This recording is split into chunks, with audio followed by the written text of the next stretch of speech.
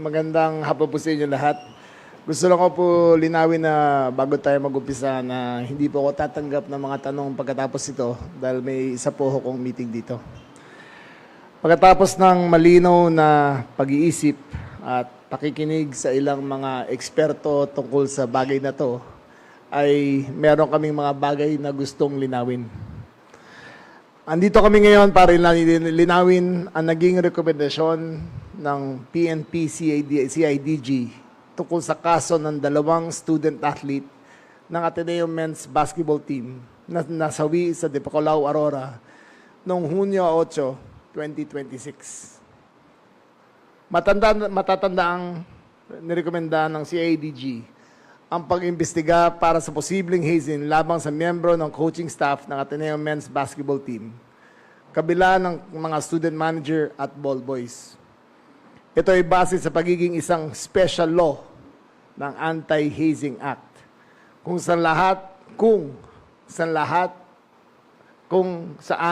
lahat ng present sa hazing ay tuturing na sangkot sa krimen. Under this law, the mere presence of any person during the hazing is prima facie evidence of participation as a principal. Bagamat ito ang aming naging rekomendasyon, maaari na ring maalis sa listahan ng kakasuhan ang ilang mga kasama sa aktibidad, lalo kung mapakita na hindi nila alam ang masamang layon nito. Maaari ring gawing testigo, imbis na akusado ng Department of Justice ang mga student manager at ball boy. Ang pinakamahalaga sa amin ay mapanagot ang siyang mga nagplano at sinadyang pahirapan ang mga student athletes.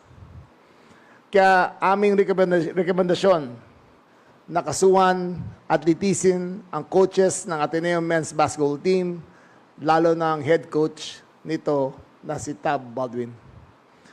Mahalaga rin na mas masusi ang pag-imbestigahan ng DOJ ang maisalang-alang ang posibleng responsibilidad ng pamunuan ng Ateneo de Manila University sa ilalim ng anti-hazing law. Sa ilalim ng batas, may tungkulin silang tumayo in loco parentis bilang magulang o sa ngalan ng mga magulang ng mga estudyante. Upang siguruhin ang kanilang kaligtasan, dapat matuklasan sa investigasyon kung sila ay nagkulang sa posibleng pagpigil na aktibidad na nauwi sa kamatayan ng dalawang estudyante at sa trauma na iba pang kasali sa nasabing training. Ang mga batang ito ay miyembro ng Ateneo at pangalan nito ang kanilang daladala. Pangalan na tungkulin ng universidad na pangalagaan.